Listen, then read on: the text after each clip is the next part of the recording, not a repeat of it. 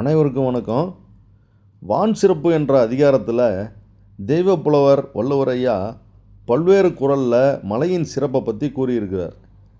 விசும்பின் துளிவீழின் அல்லால் மற்றாங்கே பசும்புல் தலை காண்பதரிது. அதாவது மலையினுடைய சிறப்பை அந்த அளவுக்கு சொல்கிறாருங்க.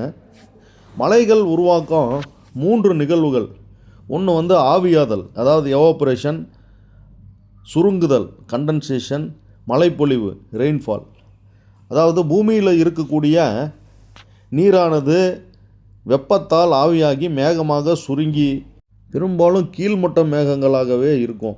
இந்த மேகங்களின் அடர்த்தி அதிகமாகும் போதும் அதன் மீது குளிர்ந்த காற்று அதிகமாக படும் போதும் மேகம் எடை தாங்காமல் புவியீர்ப்பு விசையினால் மழையாக விழுதுங்க.